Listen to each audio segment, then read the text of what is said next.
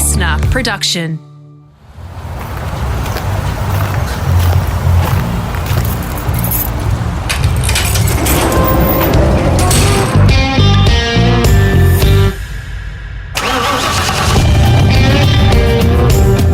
I'm automotive commentator and journalist Greg Rust, and this is Rusty's Garage.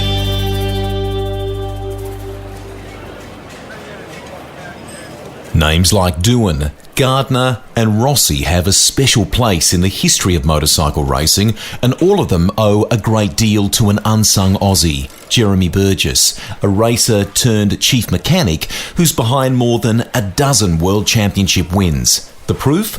Just listen to his tally of titles that is unlikely to ever be beaten.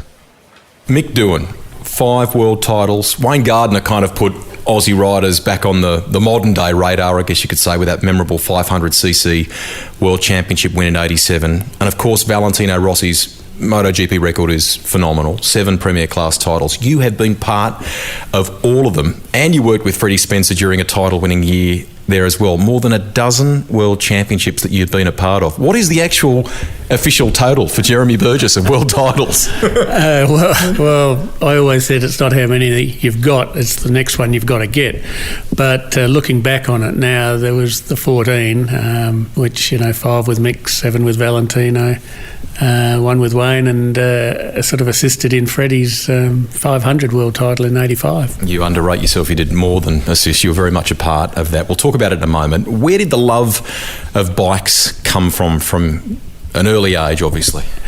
Well, I grew up pretty much where we are right now, and there was it was small dairy farm properties then, and some of my friends had bikes, and then when I started work, couldn't really afford to run a car, so the bike was the option. And then from that point you tend to meet like-minded people, and then on one particular day somebody said you should come out to the racetrack and have a gallop around, and the rest is history, so to speak. What was the bike that you first rode in that set of circumstances? The first bike I had was a T500 Suzuki 1969 model, first road bike I had. I had bikes for mucking around in the paddock, and then my first race bike was a 750 Kawasaki H2 in 1972. Am I right in saying, though, that you were tinkering from quite a young age? I mean, as you and I talk here, we're in just outside of Adelaide in South Australia, not far from the vineyard, so there was obviously place and room to do that stuff. But you were driving a car, I think, at quite a young age, weren't you? Oh, yeah. I mean, for sure. I was driving at 8 tractors and what have you, and had my first car at 12, which cost me £12.10. What was it, and what became of that car? It was a little Ford Anglia, and we ended up cutting it up and just driving around the paddock in a chassis, sort of Peter Brock style, and we did a lot of that. I mean, the vineyards are here now, but in the old days when I was a boy, they were all dairy farms. How did the racing bug really kick in? Yeah, I went to a race with a friend once at Mount Gambier, and he was racing, and I sort of got excited by it. And I'd been going out doing these sort of Saturday afternoon track days at Adelaide International, which was a fairly new circuit in those days. Mm-hmm. And I was going faster than some of the guys who were doing quite well in the C grades and what have you, so I entered a race, and the first race I contested was the advertiser 3-hour race, and I finished 3rd in the unlimited class. Phenomenal. And you developed, even back then, quite a reputation for being meticulous with your bike prep. Is that something that you enjoyed, and was it every aspect that you worked on the bike? I think what you saw on the outside probably wasn't that flash, but the things that actually did work were maintained well, and bikes were reliable, and I got an enormous enjoyment out of tinkering with the bike in the shed when other blokes were running off with their girlfriends and doing things. I was quite happy to be in the shed at night doing things. In early 1980, you head to Europe to take in some Grand Prix racing. How did that trip come about? And was it purely just a spectating mission, or had you already kind of had the aspiration of doing something abroad? It probably goes back a bit further than that. A friend of mine who I used to travel a lot with, Carl Hammersley, was killed here in South Australia on the road, and he was the guy really sort of pushing me to, make up the double to travel interstate and do everything. So I probably did a few less races in the end of 78 and 79. And I'd probably say I wasn't really enjoying it that much in a sense. I needed something to sort of spark me up. And I'd taken up water skiing and sort of met up with a girl who was keen on water skiing. So parents had a shack on the river. So, everything had sort of a different focus. I even did a lot of scuba diving in those years. So I can look back and say I really wasn't totally fixed on motorcycle racing, but certainly still very interested in it. And I did in 1980 pretty much what every young Australian does, and set about that trip to Europe, or to the mother country, as most of us went to.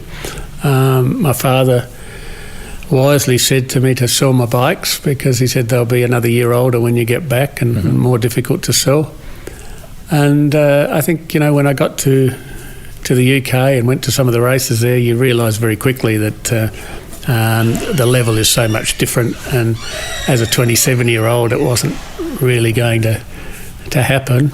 And I was lucky enough to get offered a job at Suzuki GB as a mechanic for Randy Mamola. Was it a little bit deflating in that sense, because even though you may have reached a bit of a crossroads with it, young racers obviously doing well, you're probably at a little bit of an older stage for, nowadays at least anyway, and money's so pivotal to it as well, isn't it? Yeah, absolutely. But I think if anything, the thing I didn't have was any sort of mentoring. If I'd had somebody in your corner, in my corner, who had been a racer himself, who wanted to assist or just help, it could have made a difference. I'm not saying it would have made me any better, but I might have lasted a bit longer, and it certainly wouldn't have made me any worse. You stayed with a mate during your time there in the UK, and did he help you with the introduction to Suzuki? And tell us how that all came about. Yeah, very much so. I left here in February of 1980 with Greg Pretty. Greg was going to Europe with his 750, and he'd been Australian champion in 79. And I just said, well, I'll come on the same flight. There was no real connection with me and Greg from that point on. I sort of gave him a bit of assistance looking for a van in the UK. But I was as much out of my depth there as he was, in being in a different country doing things where the prices were double what we were used to. Yeah. But we're staying with Mick Smith, who had been Jeffrey Sales mechanic here in Australia. And he had been Steve Parrish's mechanic in Europe the previous year, but he was now about to embark on a career working with Graham Crosby at Suzuki, who was the other rider with Randy. So one day Mick sort of said to me, we're looking for a mechanic to work for Randy. And I said, we'll put my name down with the other 500 you've got. It was really a case of being the right place at the right time, because Rex White, who was the manager of Team Suzuki GB in those days, called me in on a Saturday. And I knew Mick, of course. I knew Randy from meeting him in New Zealand in 1976. And I knew George Vikmanovich, who had been Warren Willing's mechanic in Australia in 78. And George was an American. So, and I knew Cros because I'd raced with Cros. So I knew a lot of the people in the team, and I think the fact that my RG Suzuki had run pretty well when they were a very fragile sort of motorcycle probably tipped the scales and got me over the line. You mentioned some great names there. Steve Parrish a minute ago. He's a teammate and great friend to the late Barry Sheen. Randy Mamola, obviously, Kiwi racer. Graham Crosby. All great characters. And what was it like working in those circles with those guys? Yeah, looking back, it was fantastic, of course, and Cros and I spend a lot of time together now. I was in New Zealand only a couple of weeks ago with him. But at the time, it was something that was very new to me, Grand Prix racing, and working with factory machinery was just sort of every boy's dream. I think the most important thing I was worried about was not messing it up. To be sort of handed an opportunity like that was pretty much unheard of, I think. working in a factory team. Nobody in any of the other teams knew who I was, and there I am spannering Randy's bikes in 1980, 81 and 82. And he won in Belgium. That's the first podium, I think, in a career for you that's, I mean, something like 280 podiums that you contributed to or were a part of during a phenomenal career. What did that first podium with him, what memories have you got of that? Oh, look, I can remember very much the party that night in Zolder. The bike guys are good at that, aren't they? Yeah, look, it was a fantastic thing. We'd been close on a number of occasions, and what amazed me so much was the fact that we'd go testing and break lap records. So you knew that Randy was a very, very good rider, and there was this sort of expectation that you'd run better lap times everywhere than the Grand Prix of the previous year.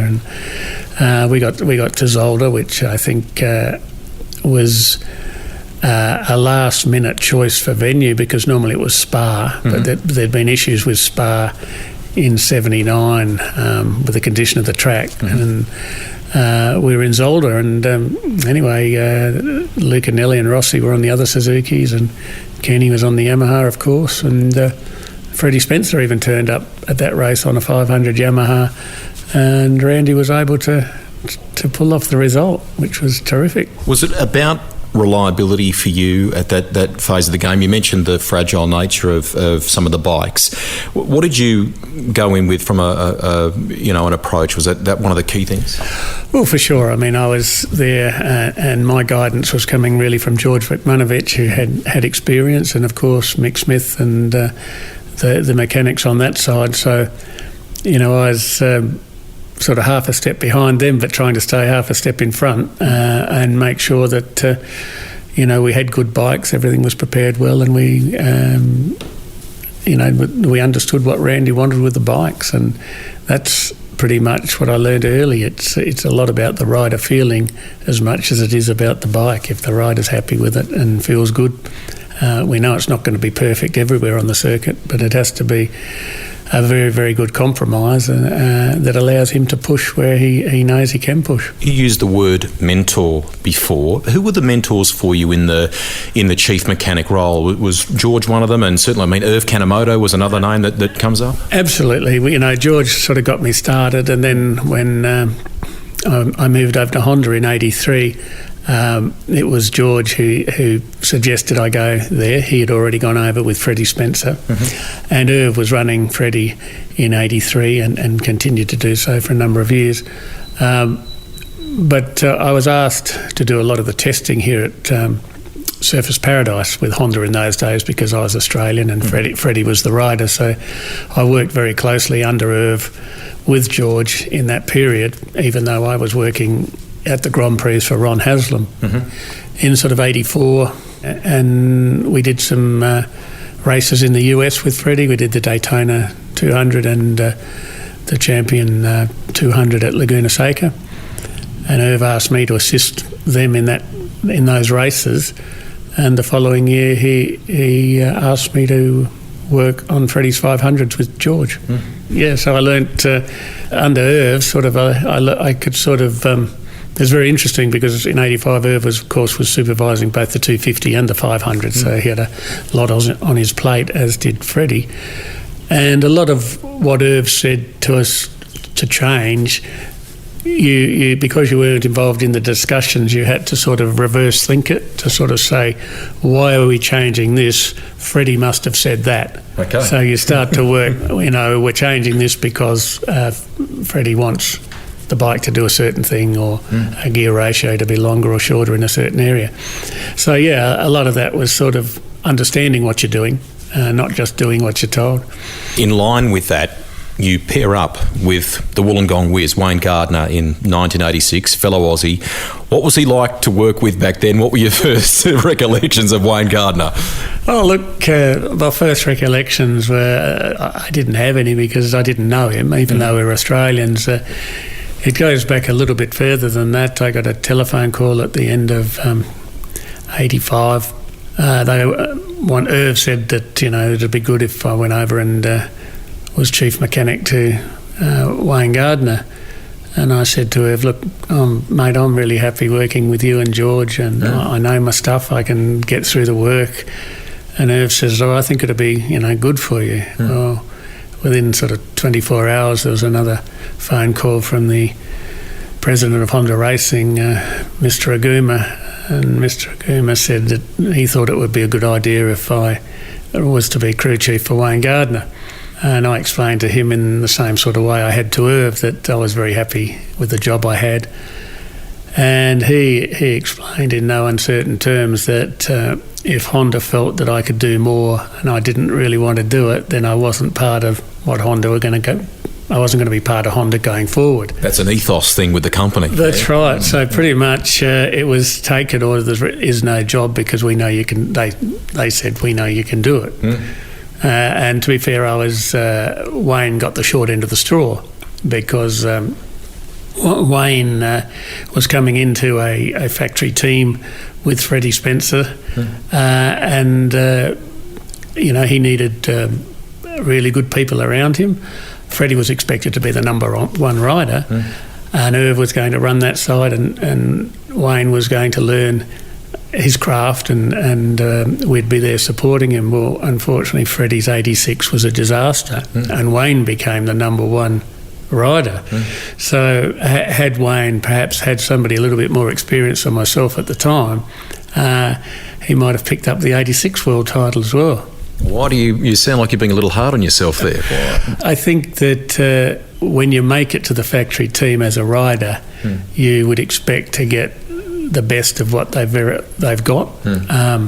But I guess we were building to a two-rider team, and part of it was taking the talent that Honda had in their mechanical teams, which I was one, Stuart Shenton was another, and Wayne brought one guy from Honda Britain with him, and we were there to sort of learn in the first year, but suddenly we find ourselves in the number one Honda team, and we pick up 3 Grand Prix wins, which was really, really good. And the interest started here in Australia because Wayne was, winning races, finished second in the championship, and following year he wins it.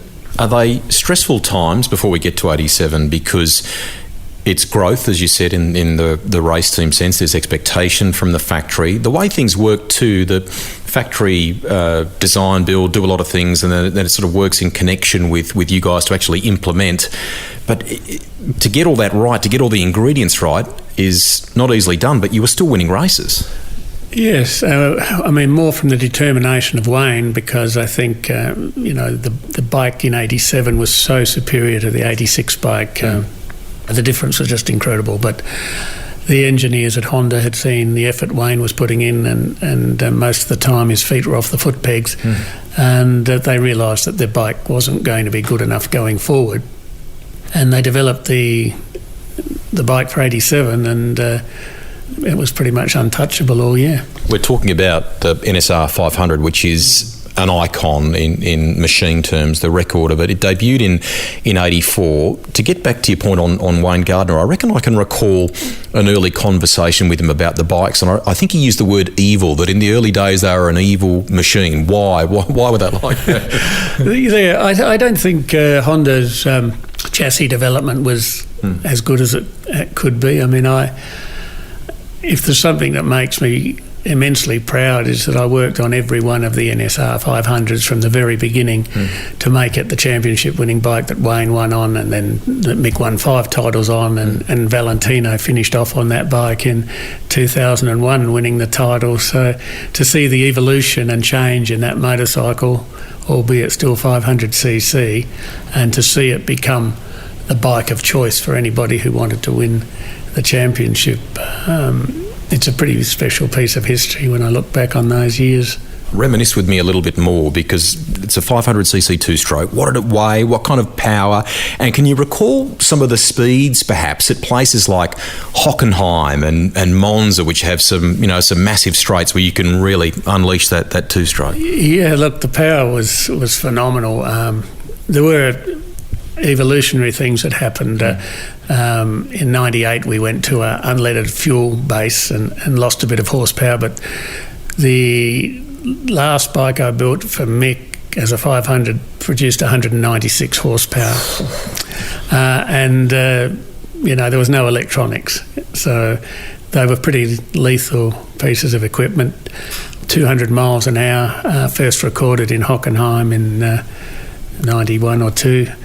They were very high speeds, but at the same time, that high speed didn't always equate into winning the World Championship because the Yamaha didn't have that speed, and Wayne Rainey was winning on the circuits where speed wasn't the absolute necessity. And it still happens a little bit today, I think, with the Ducati. You see the extra speed, but doesn't translate into the world titles that perhaps it should.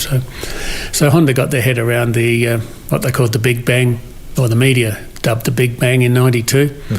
And we got back some of that acceleration off the shorter corners to sort of gain a metre off every corner, which gives you 13 to 15 metres when you enter the straight. And so it negated that necessity to have the power, but made the bike a lot easier to ride. And Mick and Wayne felt the bike was slow, but when they looked at their lap times, they were quite impressed, and it just seemed too easy. You mentioned Mick, Michael Sidney Doohan. We will get to him in a moment. I just want to reflect on the 87 title win for Wayne. And you said, it was huge back here in Australia, the reaction to it, and the follow-on that has happened from that, from Mick Doohan. There's all kinds of names, even Casey Stoner in more recent times. It was a huge thing for us in this part of the world, wasn't it? Absolutely. It was, looking back on it, even sort of in 1990, 1989, 88, the interest generated initially by, I think, SBS,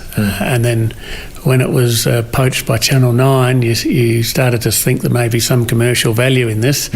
And it went on, and then we had Bob Barnard refurbish Phillip Island for the first Grand Prix in 89. A little bit of an issue with tobacco advertising, and we've got another circuit built at Eastern Creek. So if you look at the knock-on effect from Wayne Gardner's efforts in 86 right through, it's fantastic. And Mick carried it on, Casey Stoner's carried it on. Other guys in other classes have been part of it. Anthony West, people like that, they've all snuck a Grand Prix win in.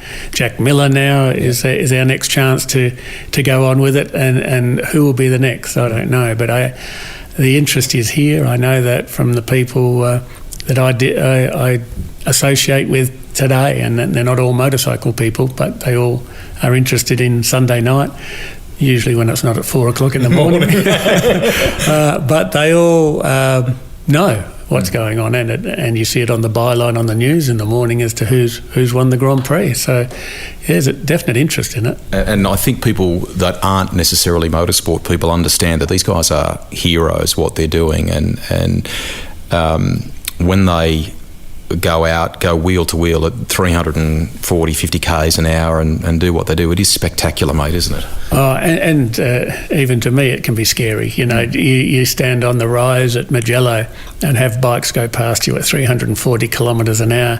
You're 20 yards away from them, but they're going straight past. Your eyes just can't keep up with the speed of it. It's awesome. It could be said, do we need to go that fast to race motorcycles? But as long as there's motorcycles, there'll be guys who'll race them. Some sections of the media called him dead by June, I think, wasn't it, Mick Doohan? Can you remember your first impressions of him, and was he a wild child? What was he like? In 89, Mick was he was great, but he didn't have the experience of the guys in front of him, but he wanted to run at their pace. And I remember one instance in Jerez in Spain in 89. Mick came back into the garage after the race had started, and he'd crashed, and a bit of straw bale hanging out of his helmet. And I said to him, "What happened?" And he said, "They were getting away from me, so I shifted into fifth." And they were series of fourth gear corners.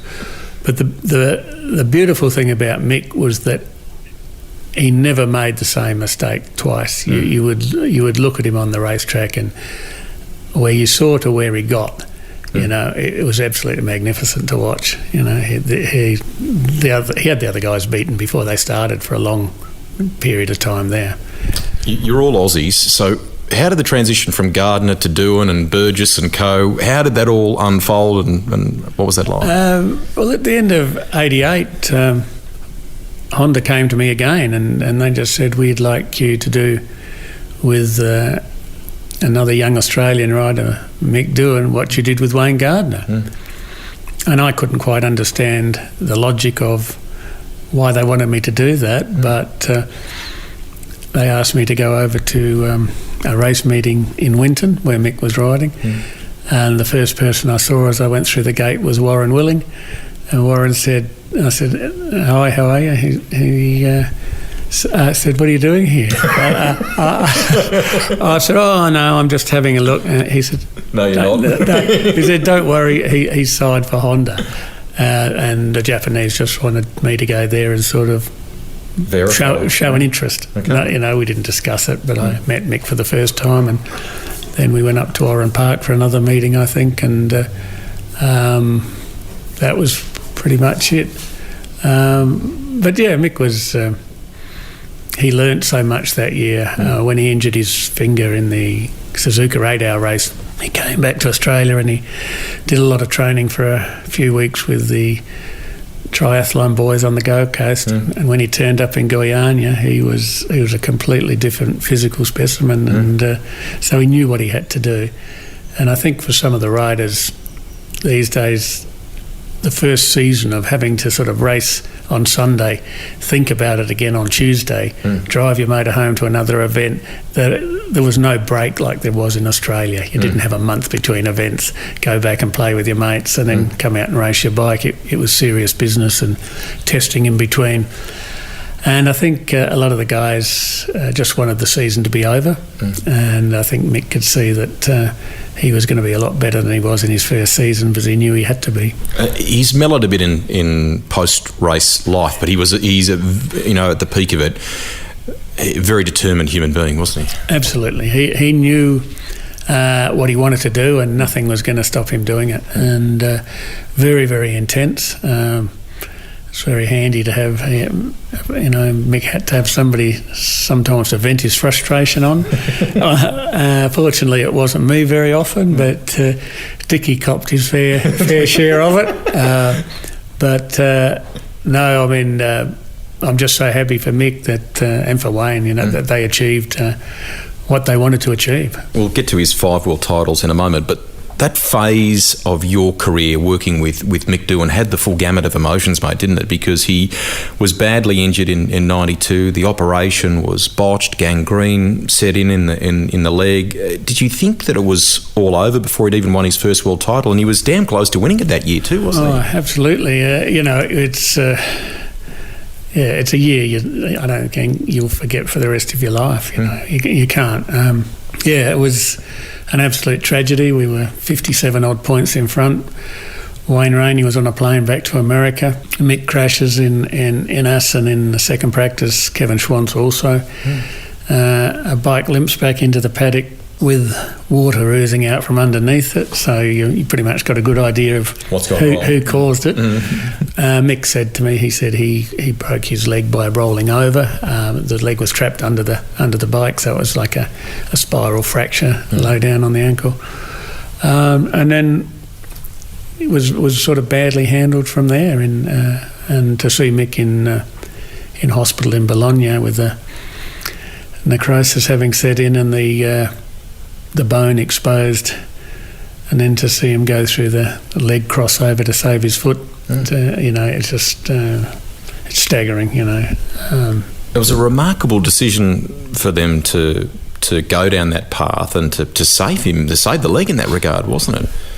Yes, well, I think Dr. Costa could see that there was not enough blood flow to the foot, and this was a way. Mick was keen to get back to race, and perhaps in a sense that was what drove him. I mean, the fact that he wanted it plated immediately, and so he could get back so quickly. The doctor may have been put under more pressure than he was capable of handling, and it was just a series of errors, I think. And fortunately, though, the bright side was that Mick was able to recover satisfactorily to win 5 world titles. This is Greg Rust, and you're listening to Rusty's Garage. More with Jeremy Burgess in a moment. In this series, I speak to some of the most passionate riders, drivers, designers and collectors I know, like Supercars Hall of Famer Glenn Seaton, the 2-time champion who opens up on a frightening crash in the latter part of his career that he never really recovered from. It sort of really rattled me because I suppose I'm a person that when those sort of things are put in place or those things happen to you, you then start to think about death. And those things, once you're a race driver and you start to think about those things all the time, or when you get under another situation when the race is wet again and you're in that wet condition, you're thinking about those things. So I probably struggled from then on. Listen to the full episode with Glenn Seaton here on Rusty's Garage.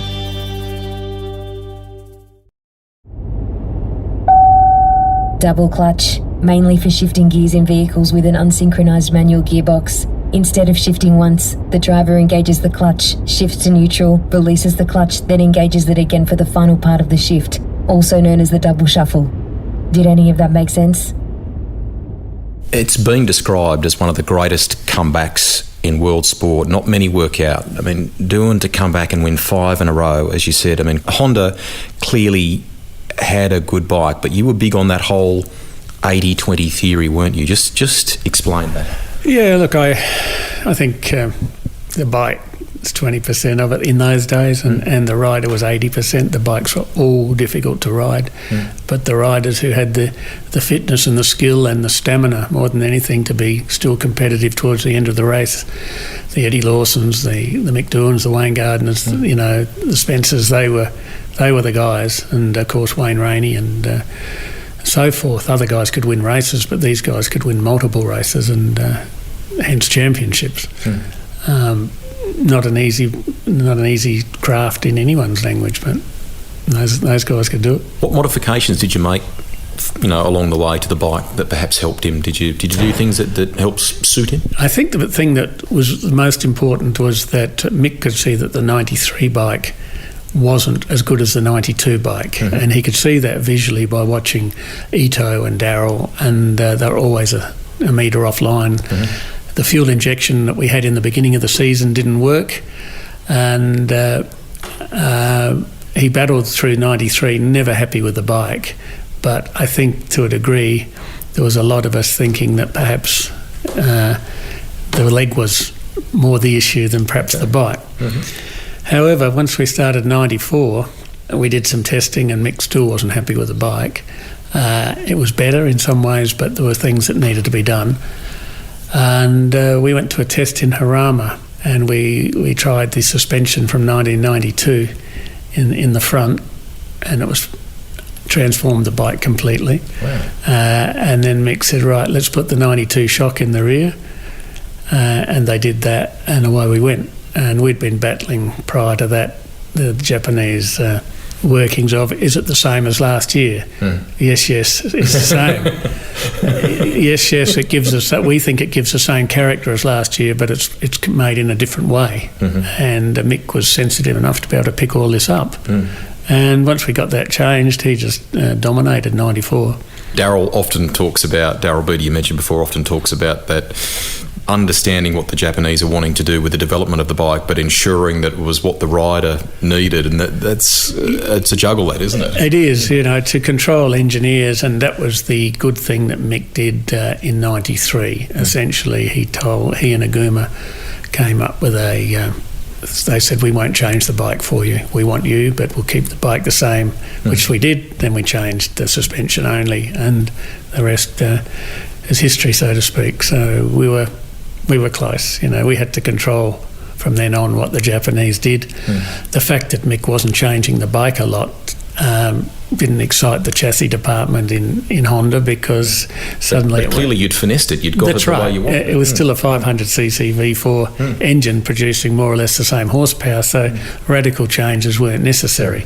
And Mr. Hattori, who ran the chassis department, sort of had to let about 9 guys go out of the chassis department because there was nothing to do, and the bike didn't change till Valentino changed the engine position for 2001. We'll talk more about Valentino in a second, but that was a phenomenal period. In the last two questions, you've rattled off some incredible names.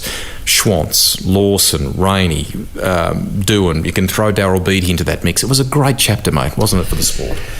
It was. You never really quite knew who was going to win. We'd put Mick on pole position, and well, if he wasn't on pole position, he was a man who was pretty aggro about the situation. And we used to... How'd you go about controlling that? How'd you deal with that? There's a sort of comedic value to it, because when we would get him onto pole position, he'd go into the first corner in sixth. And then he'd win the race. But if he qualified second, third or fourth, it was like the end of the world. But were you reminding him of this? Or? Well, you didn't say too much to Mick. You just said it amongst the boys in the garage. But Mick now is probably, as far as motorcycling's concerned, a lot more relaxed than he was in those days. And we have some good laughs about it. People talk about it being a mind game, JB, as much as the bike, as much as the physical aspect of the riding and the stamina that you talked about before that you need. Doohan and Valentino Rossi seem like they are masters of that side. Are they, from what you've witnessed, or is it more that their record, their presence, perhaps make rivals stumble in some respect, that they are a little bit daunted by those guys? Well, I think it can be a combination of both. I mean, without question, you look at 54 Grand Prix wins for Mick and somewhere near 115 or 116 MotoGP wins for Valentino. They're better than the other guys. There's no question. And Mick, in the 5 years he was there, at the top, he won a lot of Grand Prix. He didn't just win the championship, except for the 1 year, perhaps, that Darrell pushed him on the Suzuki. And Mick made a few mistakes earlier in the season that year that he perhaps shouldn't have made. Darrell, being an Australian, probably put a little bit of extra pressure on Mick. And Darrell was probably laughing all the time. Knowing what Darrell's like, I'm sure that was the case. Injury ultimately ended Mick's reign. Did you contemplate stopping then, or how did the whole Valentino Rossi thing come about? No, I mean, it's been reported that I contemplated, but a lot of things have been reported that I said. No, I hadn't even thought about it. When Mick was hurt in Jerez in 99, I essentially went home. There wasn't much to do. We didn't know when Mick was going to come back, and then around August, Mick sort of made the decision that he wasn't going to return. Mick was then at that point going to run a team with money from Shell, I believe, and at the end of the season, Honda let me go, and they said, you can go and work with Mick Doohan in his team. And I thought, that'll be all right. So I'll still be under the Honda banner. And then the Mick, a couple of the other blokes in the team had decided to do the same thing, or Honda had told them, Dickie, that for one, that wasn't required, and that we're shipping you over to Mick Doohan's team, which was good. Nobody worried. It was still in Grand Prix, still in the Honda thing. Probably have better working conditions and more money, so it was all going to look pretty good. And then it all fell about, and I remember Alex Briggs, who was also one of the guys who'd come across, ringing me up and saying, JB, what are we going to do? And I said, well, I was sweating a bit because these kids had mortgages and families and everything else, and they'd made the call to come across. And I sort of got my head together, and I worked out that they didn't have anybody to run Valentino if the Mick Doohan team had collapsed anyway. So essentially they weren't going to let Valentino go, and they needed the people to run him. He came in incredibly well credentialed, mate, from a 125 title win, a 250 title win before he joined you guys. How polished was he as a rider at that time, and what were your first sort of recollections of working with one of the greatest of all time now? Oh, absolutely brilliant. There's no question about it. He from the first moment he got on the bike, his ability to understand and You have to remember that Valentino was coming from an Italian team with an Italian bike to race with an Australian team on a Japanese bike. He was the one making the biggest commitment. And I said to the guys, I said, the only way this is going to get messed up is if we mess it up. So we've got to make sure we give him exactly what he wants when he wants it. I have to thank Aprilia and all those people for schooling Valentino and shaping him in the right way. And when you get to meet his parents, you understand that they are very level-headed people, and Valentino had a very good grounding all the way through. Just brilliant. The moment he got on the bike, everything he brought from his days in the 125 to the days in the 250, like simple things like getting off the bike and telling me what the temperature is, and I say you don't have to do that, and talking about too much pressure on his helmet because the screen's not in the right position, because he's learnt that on the 125s, So he knew how to maximise every little bit of the bike to make it how he had been taught that it should be. Having myself never worked on 125s, this was all something new to me. I used to say to Mick and Wayne at Hockenheim and the high-speed circuits to get your feet up on the pegs on the straights rather than have a couple of air brakes hanging out the side, and that'd pick you up 2, 3, 4 kilometres an hour.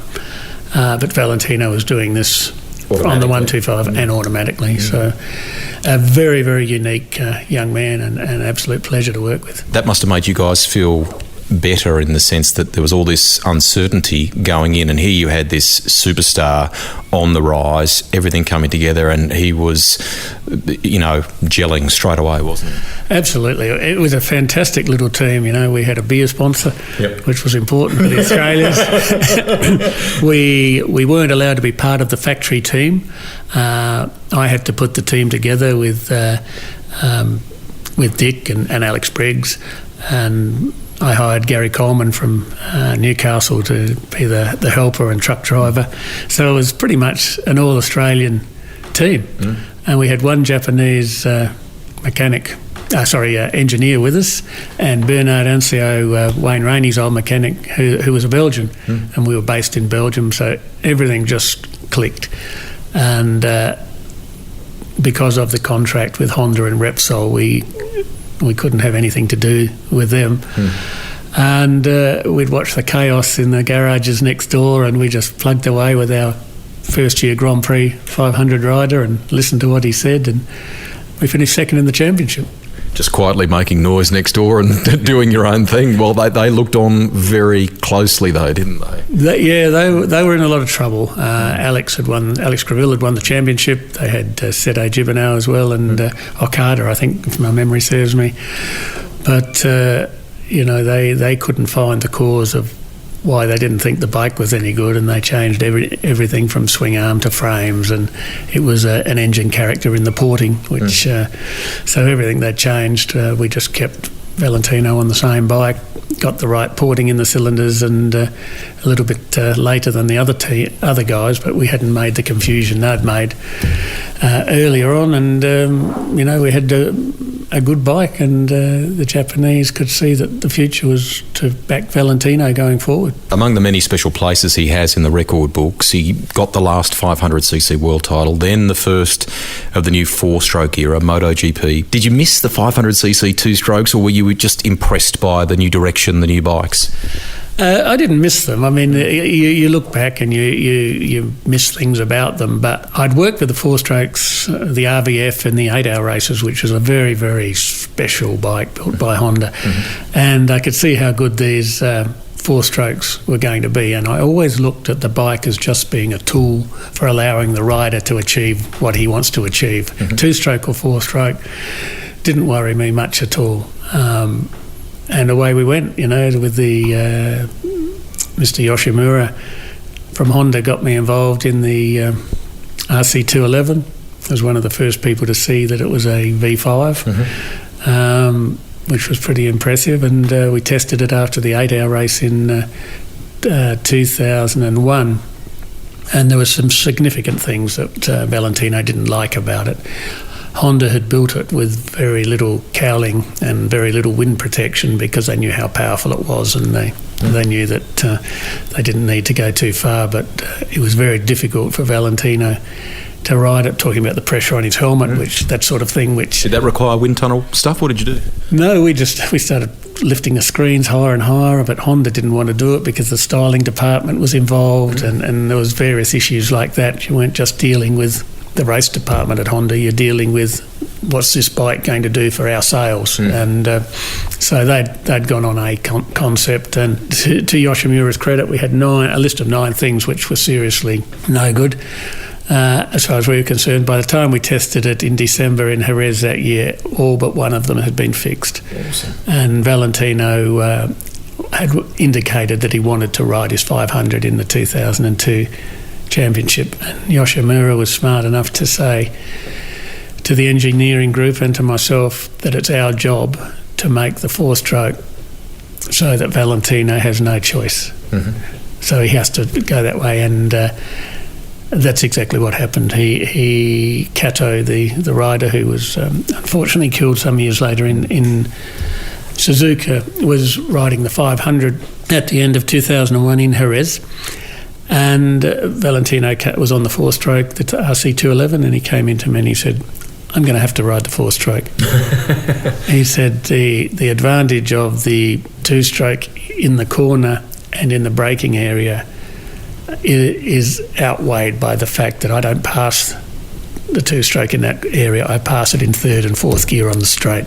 So the power was just it was just a no-brainer. Although the bike was going to be more difficult to stop and turn, probably not as nice off the corner initially in its infancy. He would have been gobbled up by everybody on the 4-stroke on the 3rd, 4th, 5th gear shifts. So from that point we tried to make sure that we could make the RC211 as comfortable for Valentino as we could. In addition to the engine change and the power that you talk about there, what other technical innovations were you seeing come in at that time? Because it was a great period of growth for bike racing, wasn't it? It was. The Japanese, through their 4-stroke technology in Formula One, they knew what was available. It was only at a test before the last race of the season in 2002 that we got fly-by-wire throttle with traction control, and Valentino came in and said, don't tell anybody about this, it's almost cheating. Were you staggered about what the bike could do when you look back at different things? I was having worked with 4-strokes, I wasn't staggered, but I think the people who had the biggest job was Michelin, the tyre company, to develop tyres so quickly for these bikes, and they did a magnificent job. They were still having to build tyres for the 500s because they could run in the same race at that time. But the 4-stroke was clearly an advantage over the 2-stroke, so very quickly the manufacturers built more 4-strokes, away we went. But their technology, that was the biggest thing that year, was that. And, working with slipper clutches, which, to be fair, the Honda one at that time wasn't particularly good. The corner entry was difficult. Sometimes we didn't use a slipper clutch. We used a normal fixed clutch. But that could bring problems mid-corner. So, we had to refine everything, so it was a good time for all. Valentino stayed with Honda until the end of 03 before the high profile move, the defection, if you like, to Yamaha. How much of Valentino's decision contributed to what you ultimately decided to do? Because you had been with Honda for 20 years. That mustn't have been an easy call to make, to decide to leave. No, it wasn't easy. I mean, I was, when the rumours were getting around that Valentino was leaving, and Valentino had sort of tentatively spoken to me and said, if I was to leave, what would you do? I didn't sort of commit. Didn't think that why are you going to leave? You've just won 3 world titles. We've got the bike, we've got the team. And when it started to get more serious, I was given the brief by Tachikawa of Honda to convince Valentino to stay. And we know now in hindsight that Valentino had signed an agreement, I think as early as April or something, to go to Yamaha or wherever. Where did Honda err there, in your opinion? I mean, like it is, pretty much they said that they were going to build more RC 211s and they were going to give them to more riders, and all bikes would be the same. Valentino felt quite rightly that he'd won them 3 championships and he perhaps deserved something a little bit better, which, to be perfectly honest, he would have got. But Honda can't say that when they're trying to farm these bikes out to customers. They're all going to be the same. But anyway, I think there was some issues. Valentino wasn't happy and he made the decision to go. And when I asked him, I said to him exactly what I just said before. We've got the bike, we've got the rider, we've got the team. And his words to me were, "It's more than that, Jerry." Okay, so we end up in Japan, and this is where it really came to a head. Valentino was given the Honda contract to sign and had it all weekend, and before the warm-up on Sunday morning, he brings the contract down and hands it to Carlo Ferrani, who looks at it and it's not signed, who hands it to Honda, who look at it and it's not signed. And I believe the Honda people said, "Oh, but it's not signed." And Carlo, this is heavy, mate, on race day. Yeah, and Carlo says, "Yeah, it's not signed." And I think then they realised that they'd lost him. He was gone. But I think the smart ones knew probably before, because I don't believe the factories don't communicate to a degree. But from my side, getting back to the original question, I went into his cabin in that morning, and he was a bit down in the dumps. There's been a high pressure weekend for him.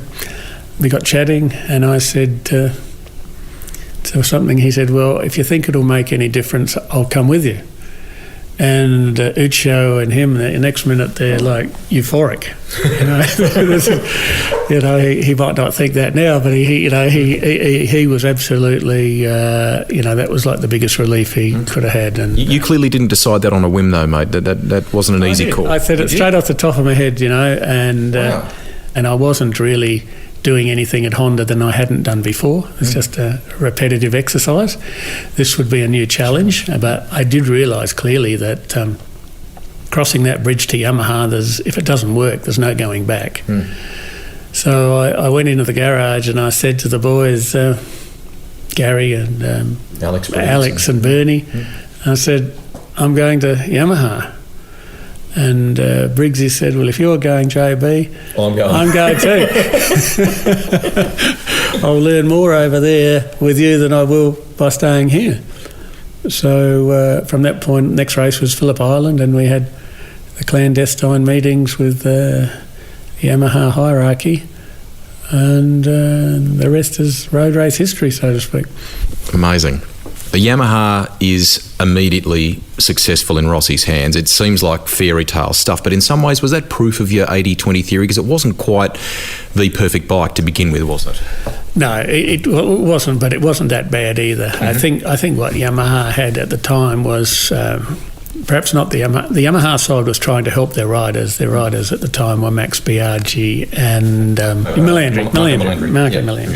And on the other side of the garage, I think they had Carlos Checa and that's right, they did too. Arbe.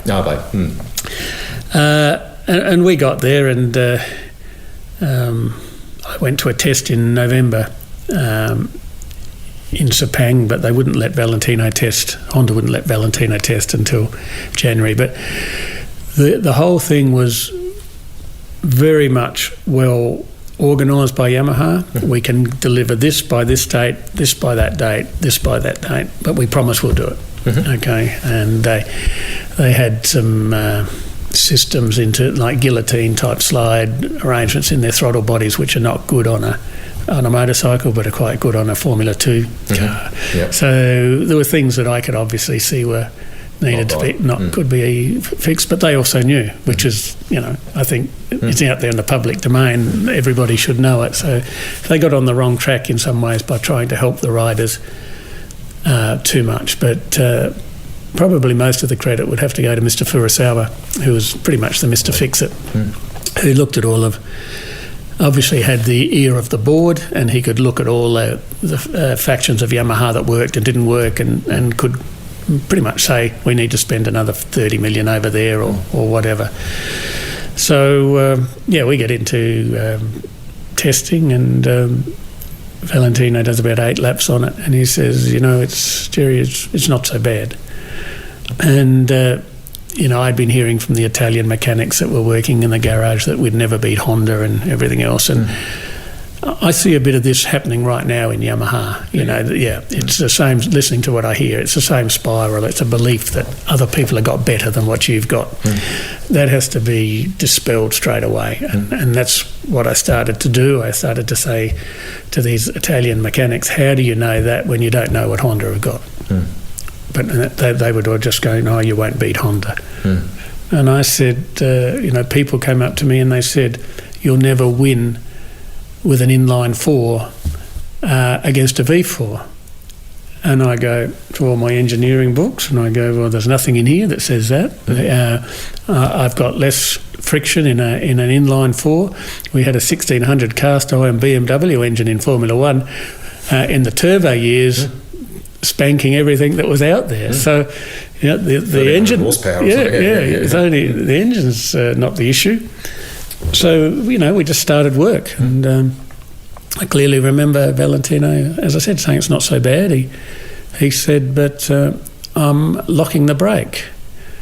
And I said, "Fantastic." and That's an easy fix. And he looked at me and he said, in his blank stare, as did the Japanese engineer. I said, well, engineers, because there was 30 of them around him after his first ride. And I said, well, that's the only part of this motorcycle that's the same as we had on the Honda. 320 Brembo brakes, and we never locked the Honda wheel. I said, we're going to lift the bike 20 millimetres. And the Japanese sucking their teeth, we lift it 20 millimetres. He said, perfect. He said, that's it. The Japanese Yamaha chassis guys are very clever, so the next test we did, we had another 20 mil in the swing arm. So if they like to keep the front axle centre position, rear wheel position, centre of mass in a particular circle. So if you lengthen one, you've got to do to the other something to the other. So that was pretty much it. And then tested at Phillip Island in 2004. The new throttle bodies came. Went across to Welcome in South Africa and qualified fastest in the first practice, fastest in the second, third, warm up. We only had to replicate it in the race, which was the big unknown, and probably saw one of the best battles between two riders, Max Biaggi and Valentino on top. It was a phenomenal race, unforgettable in many respects. What did that mean to Yamaha, and what did it mean to Valentino, I guess, such a significant break from Honda, and to go across and to achieve that with a different manufacturer? Look, it meant a lot to Valentino, and it certainly excited us. The Yamaha Japanese that I worked very closely with had expected to win 2 or 3 races towards the end of the season. Okay. So they just went, the party that night was pretty good, but it was only one race. We had to see what could happen, and having come from that brilliant race in Welcome to go to Jerez in the rain, the engine characteristic of this Yamaha, which allowed Valentino to get off the line very well with a very torquey bottom end, caused us horrible problems in the rain. So, I set about then realising that we could be going for the championship at Phillip Island in the rain. And we practiced in the rain, but fortunately we never had another wet race in the season. But we had a lot of wet practices, so we were able to work on the bike, get the power of the engine, the power delivery more linear to the throttle for the engines for 2005.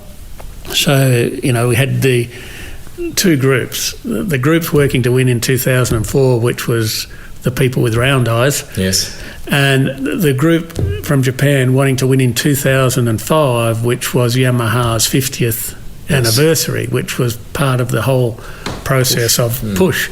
But I could see them starting to give up, thinking about giving up and not continuing to develop for the 2004 bike and focus everything on 2005, and yet we were within sight of winning the championship.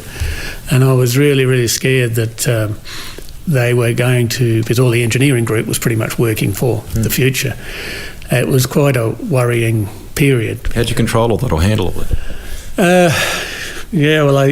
think you spoke to people and they nodded their heads, but you didn't really know what they were going to be doing that. And there was no way we were going to win the race in Qatar in that heat, because we had fuel pumps on top of engines, and the bike was pretty much incapable of running the whole distance. So when the fuel in the tank, the last few litres, got very hot, the fuel pumps wouldn't work. So we couldn't keep the fuel cool because it was 47 degrees. Anyway, other issues took place before that, and he didn't finish the race regardless. So, but he was determined at Sede Gibernau would never beat him again, and to this day that stands true. The 7-year stint that you guys had with Yamaha bears plenty of fruit, mate. That's in the record books. Valentino ultimately decided to then go to Ducati, an Italian on an Italian bike. It seems like a match made in heaven. You go to, the core group go to. Casey Stoner had won a title on a Ducati. Everyone thought Valentino would do the same, and it wasn't to be. Looking back on it now, what was missing?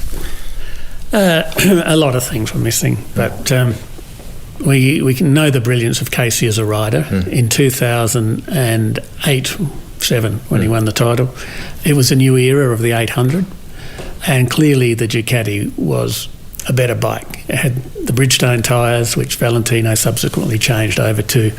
It had Casey Stoner, although he wasn't the one they expected to win the title, it was Loris.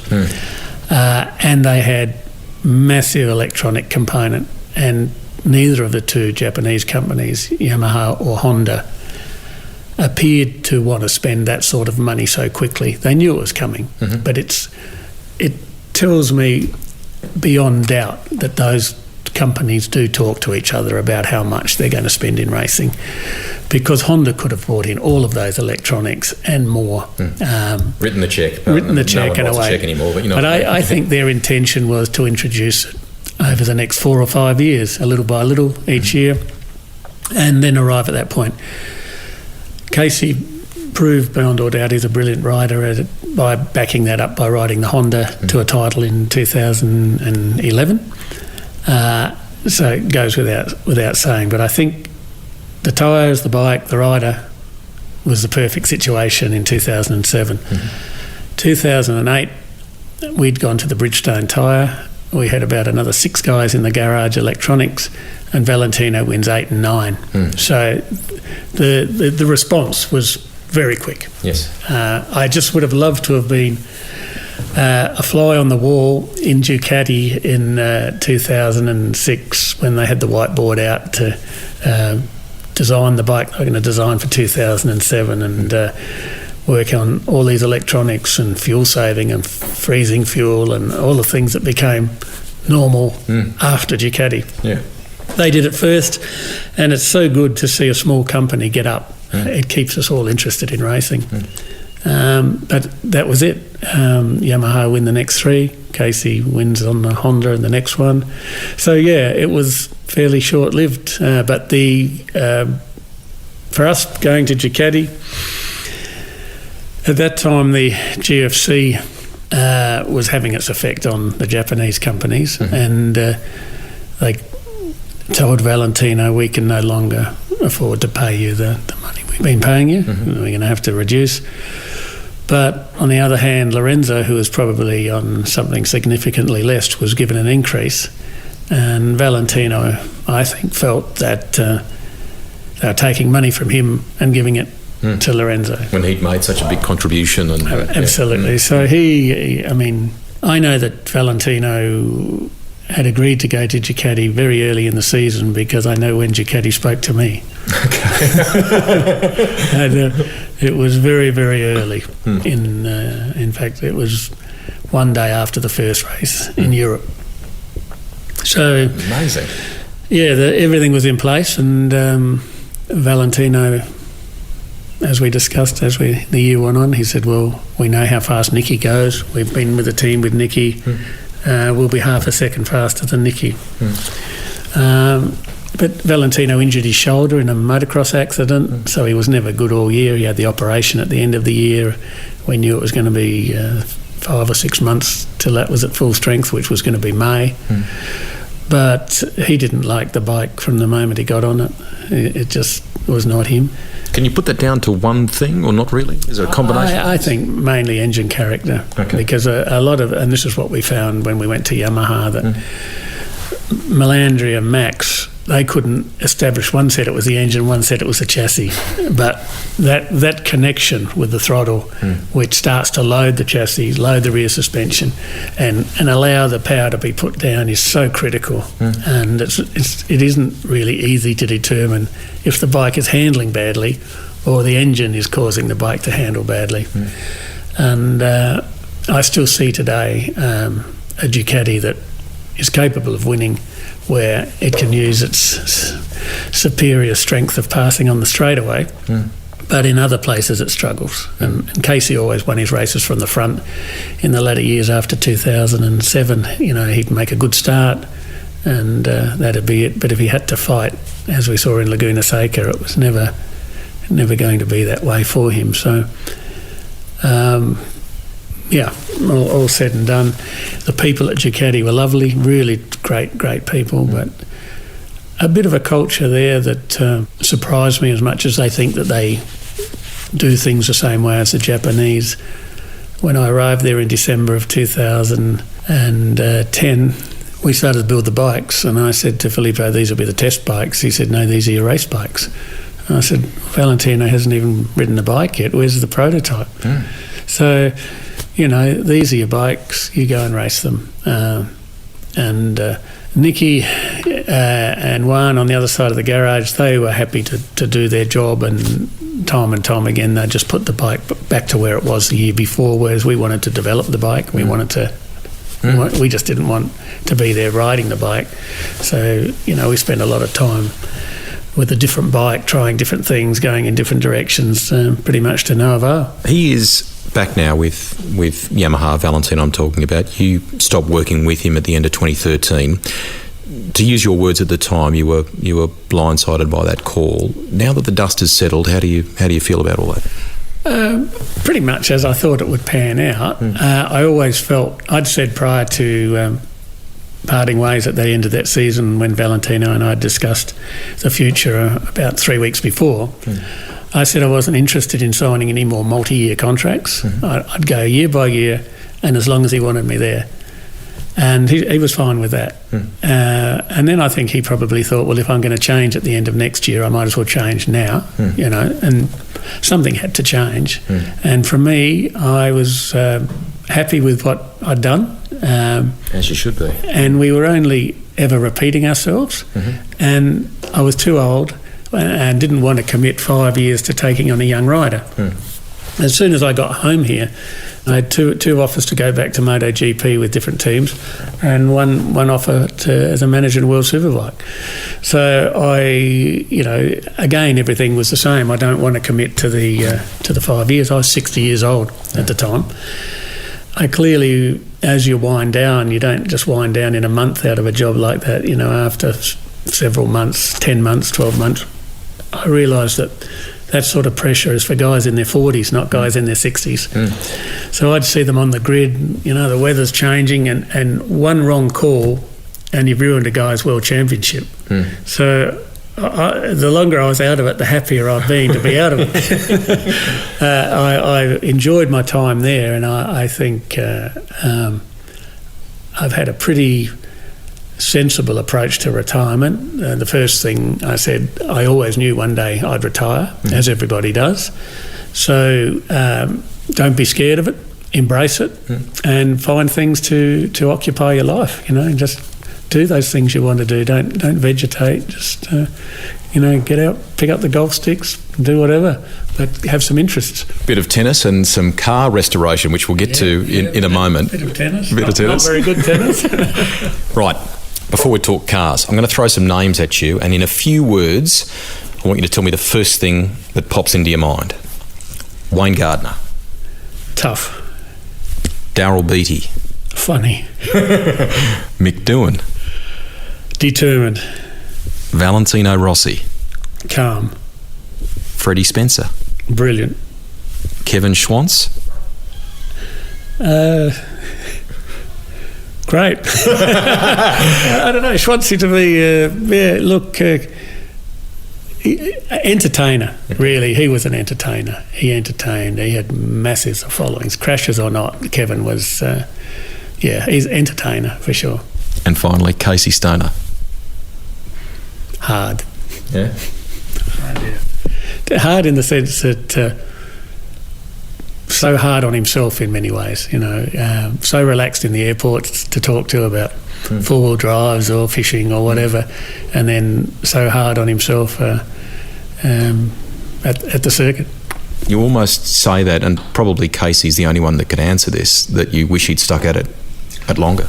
I think a lot of people did, but Casey was always very honest. He said he wasn't going to be there for a long time. He used to spend a lot of time hanging at the front of our garage and chatting when he was riding 250 and 125s, and he was very much in line to ride a Yamaha until I think Valentino put the kibosh on that. So I think that's probably where some of the angst between Valentino, or Casey and Valentino, comes from. You touched on Laguna Seca there before, and that was a flashpoint in their rivalry. An unbelievable pass by Valentino at the corkscrew, and it's been replayed countless times since. Casey was aggrieved about it at the time. You're an Aussie in the Rossi camp, and there's another Aussie miffed at the time. Did it become delicate in the paddock? Could you talk to Casey at that stage? I can tell you the whole story.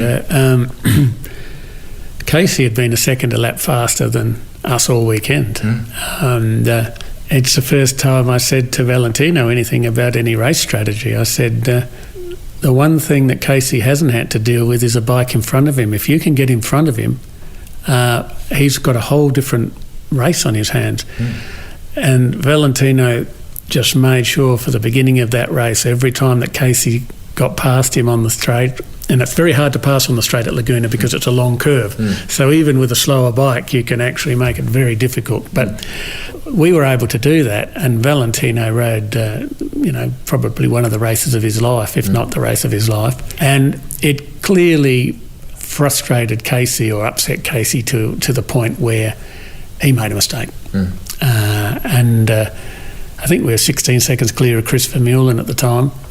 So from that point on was pretty easy, but it was an intense race, and it was cut and thrust on every lap. I think there was almost a pass on every lap and a repass on every lap. After the race, in the Parc Ferme, Casey came over to me and sprayed me with something. Gave me a spray about champagne. No. What did you think of that? And I just said, did he run into you? And he apparently never did. So that was the end of the conversation. But we knew what we had to do was to put Casey in a situation that he felt uncomfortable with. We knew we didn't have the lap time that Casey could do on his own, but Casey could only do that lap time on his own when he had the racetrack to himself. There was nobody in front of him. In the garage is a Jaguar. I think you joked about it with Daryl, repair and despair. I sense that you love some of the post-war development that has filtered through to things like Jaguar.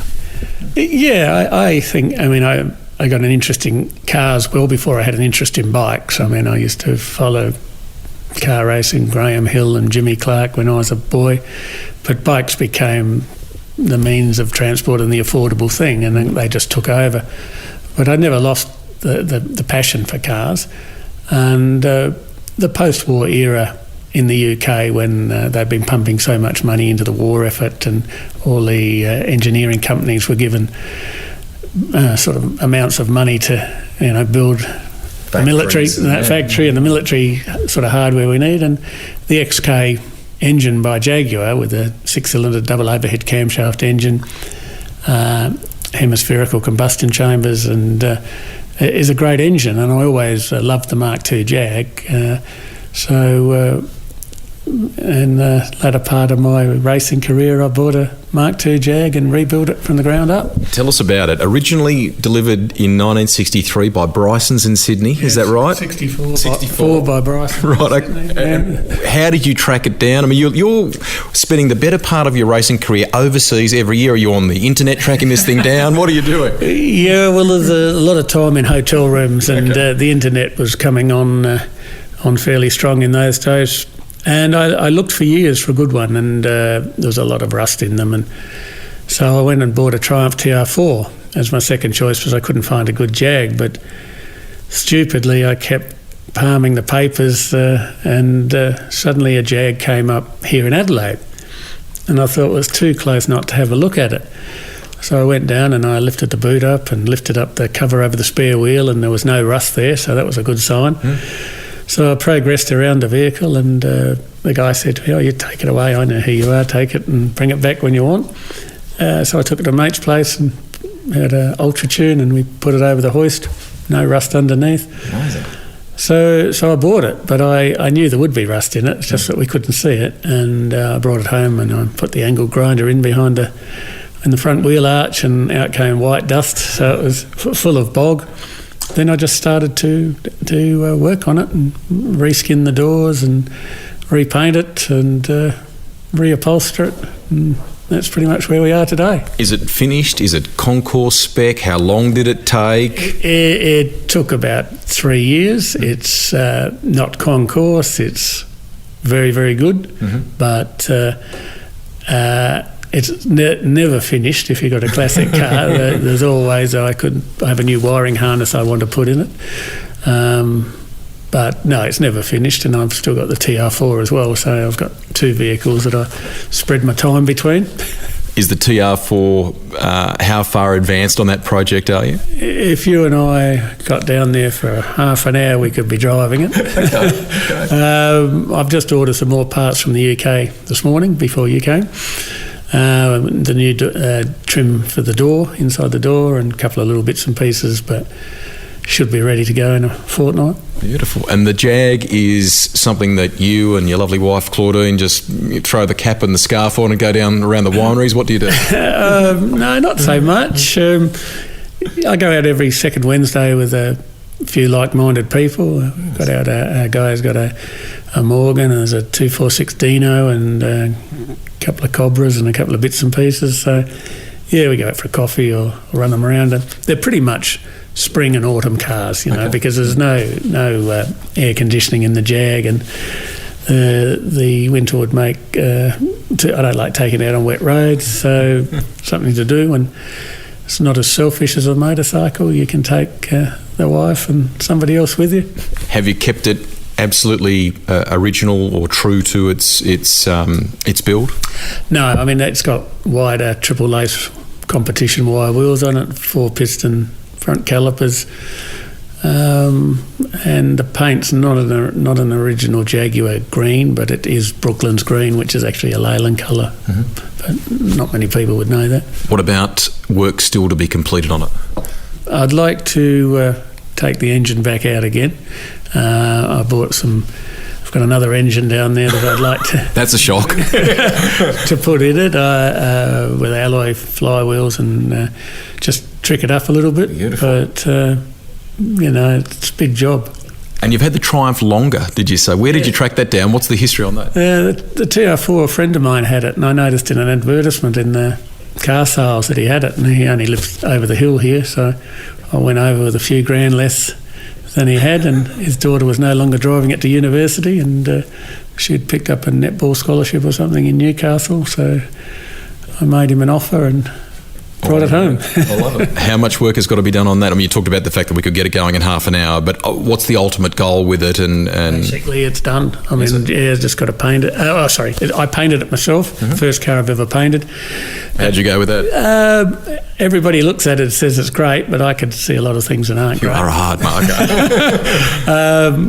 But yeah, you can get carried away and spend way too much money because it's probably only worth about $25,000 at the end, but You just got to be sensible about these things, and you just, Am I right in saying that to complete the British box set, you also want a Series 1 Land Rover too? Is that right? Well, that'd give me the saloon, the soft top, and the four-wheel drive component. So other than a motorcycle, British motorcycle, a '69 Bonneville, that would be the full set, wouldn't it? It staggers me. Am I right in saying you don't have a bike project, or you do? I don't have a bike project. Amazing. Yeah, I do a lot of helping out with the guys running some classic Suzukis in New Zealand and in Australia and that, but I'd be comfortable finding something like that, but I'd have to get rid of something. Yeah. What bike would you go for if you could? Probably an old early 70s TR500 water-cooled Suzuki Grand Prix racer. Amazing. Almost back to where it all started, mate. In some respects, close to. Yeah. Not the RG, because they're beyond it, but it doesn't only involve the cost of that bike, of course, because then you've got to buy the high-ace van to run it around. So what starts out at a modest amount ends up double modest amounts. So a lot of thinking to be done. It's been fantastic to talk to you, mate. Thank you very, very much. My pleasure, Rusty. Thank you very much. We're just about to start it. I hope it doesn't embarrass me and not start. The beautiful Mark II Jag. Stand by.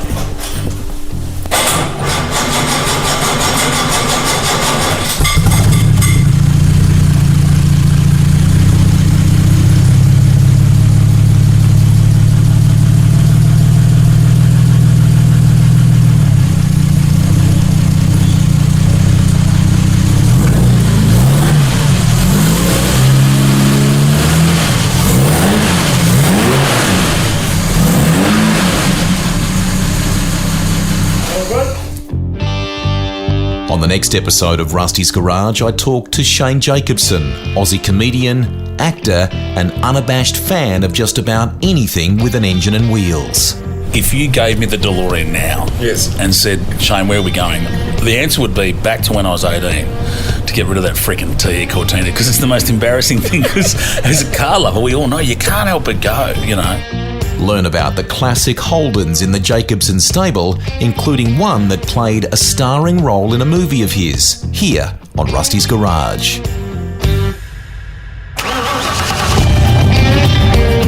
Rusty's Garage is written and presented by me, Greg Rust. Series producer and editor is Alex Mitchell. Audio production by Darcy Thompson.